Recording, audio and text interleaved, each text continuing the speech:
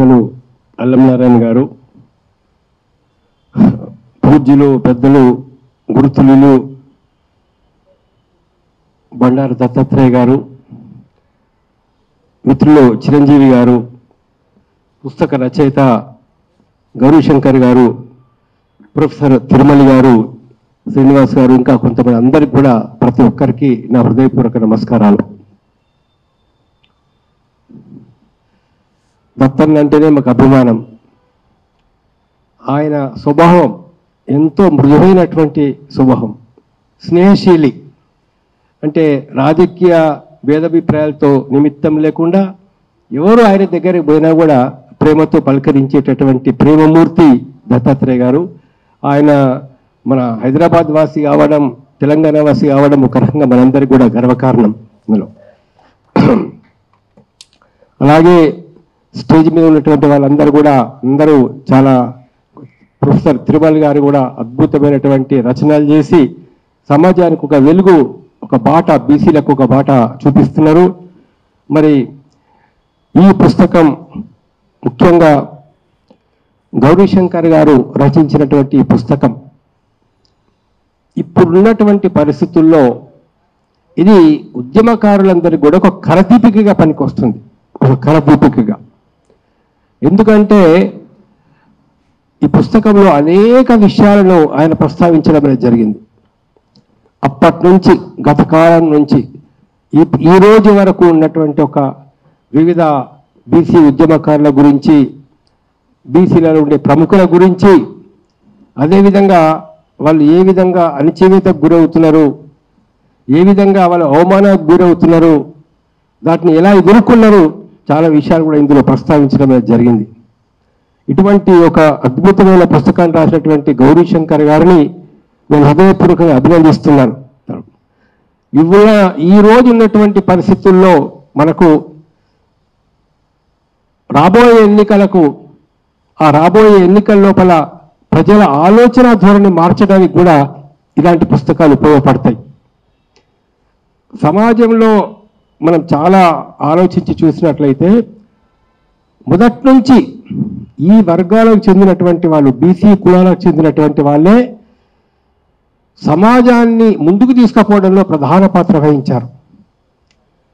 ఇవాళ నాగలిచ్చిన, కర్ర ఇచ్చిన, లేకపోతే తుడుక్కోవడానికి బట్టలు ఇచ్చిన, పెద్ద పెద్ద మందిరాలు నిర్మించిన, దేవతా విగ్రహాలను చెక్కిన, మరి ఎవరు చేసినటువంటిది? ఆ టెక్నాలజీ ఎక్కడి నుంచి వచ్చింది?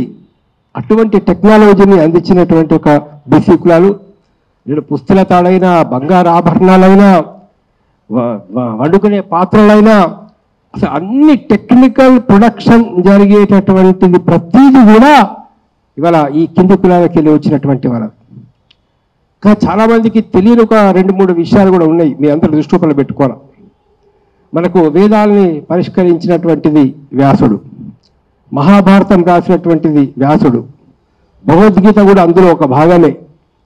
మరి అలాంటి వ్యాసుడు ఎవరు అంటే చాలామంది ఎవరు అనుకుంటున్నారు వాళ్ళు అంటే బెస్తానికి పుట్టినటువంటి వ్యక్తి ఆయన బీసీ అనేటువంటి విషయం చాలామంది గుర్తుపెట్టుకోవాలి. సత్యవతికి పుట్టినటువంటి వాడు మత్స్యగంధి అంటారు, మత్స్యగంధి అంటే సత్యవతి. పరాశరుడు ఆమెను మోహించినప్పుడు అక్కడ వాళ్ళకు పుట్టారు. మరి పరాశరుడు ఎవరయ్యా? శక్తిముని కొడుకు. మరి శక్తిముని భార్య ఎవరు? అదృశ్యంతి మాల. మరి శక్తిముని ఎవరు? వశిష్ఠుడి కొడుకు. మరి వశిష్ఠుడి భార్య ఎవరు? అరుంధతి. కాబట్టి గొప్ప గొప్ప మేధావులు, తపస్సంపన్నులు, యోగులు, వేదాలను మనకి ఇచ్చినటువంటి వాళ్ళు, భారతీయ సంస్కృతికి మూల పురుషులు బీసీలకెళ్ళి వచ్చినటువంటి వాళ్ళనే విషయం మనం గుర్తుపెట్టుకోవాలి. వశిష్ఠుడు కావచ్చు, ఇవాళ శాక్యముని కావచ్చు, శుక మహర్షి కావచ్చు, వ్యాసుడు కావచ్చు. మరి యోగులలో కూడా మీరు మహారాష్ట్రలో ఉన్నటువంటి భక్తాగ్రేసులను చూడండి. మన ఆంధ్రప్రదేశ్కి వస్తే బ్రహ్మంగారు లాంటి వాళ్ళు, పుట్టపర్తి సాయిబాబా లాంటి వాళ్ళు, ఏ రంగంలో కావచ్చు, అది ఆధ్యాత్మిక రంగంలో కావచ్చు, లేదా నేడు సాహిత్య రంగంలో కావచ్చు. ఇప్పుడు సాహిత్య రంగంలో జ్ఞానపీఠ అవార్డు పొందినారు మనకు ఇక్కడ ఉండేటటువంటి భరద్వాజ గారు రాసినటువంటి పుస్తకం. అక్కడ మామూలుగా గౌరీశంకర్ గారు రాసిన పుస్తకంతో దానికి పోల్చి చూస్తే ఒకే ఒక్క విషయం జ్ఞాపకంకి వస్తుంది. అంటే ఆకలి అంటే ఏంటో ఆ పుస్తకంలో రాశాడు ఆయన. ఆకలి అంటే ఏంటి దాన్ని వర్ణిస్తూ. మరి అదే చాలా బాగా డబ్బున్నటువంటి వాళ్ళు కూడా ఆకలి గురించి రాసినటువంటి కథలు ఉన్నాయి, చూసాను నేను ఒక సమావేశంలో మాట్లాడుతూ ఒకటి చెప్పాను. 5 స్టార్ హోటల్లో కూర్చొని 2 బిర్యానీలు తిని ఆకలి గురించి రాసేవాళ్ళు కొందరు ఉంటారు. 4 రోజుల నుంచి అన్నం మెతుకులేక జీవితానుభవం గడించి ఆకలి గురించి రాసేవాళ్ళు కొందరు ఉంటారు.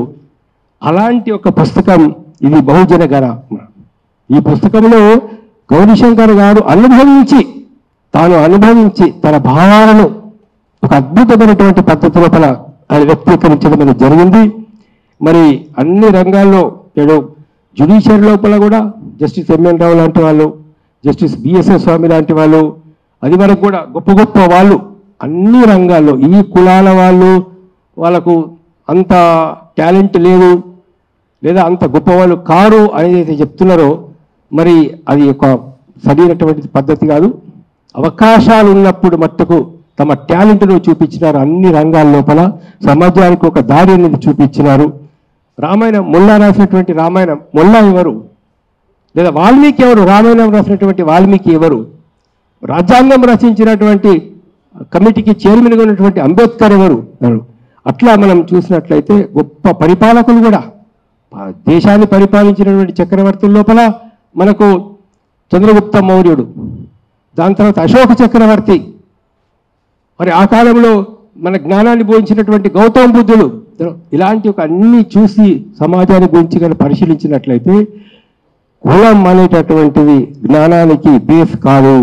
ఈ కులాలకెళ్ళి వచ్చిన వాళ్ళు కూడా ఎంతో ప్రజ్ఞావంతులు, ఎంతో జ్ఞానులు, ఎంతో ఆధ్యాత్మిక రంగంలో అన్ని రంగాల్లో ఉన్నతమైన శిఖరాలకు ఎక్కిన వాళ్ళు, పరిపాలన కూడా వాళ్ళు సంపాదించిన పేరు ప్రఖ్యాతులు మరెవరు సంపాదించలేదు అనేది మనకు తెలుస్తుంది. ఒక అద్భుతమైనటువంటి గ్రంథాన్ని అందించిన గౌరీశంకర్ గారిని మరొకసారి నేను హృదయపూర్వకంగా అభినందిస్తూ, ఈ పుస్తకం ప్రజల యొక్క ఆమోదం పొందుతుందని, ఆదరణ పొందుతుందని చెప్పేసి భావిస్తూ నాకు ఈ అవకాశం ఇచ్చినందుకు ధన్యవాదాలు.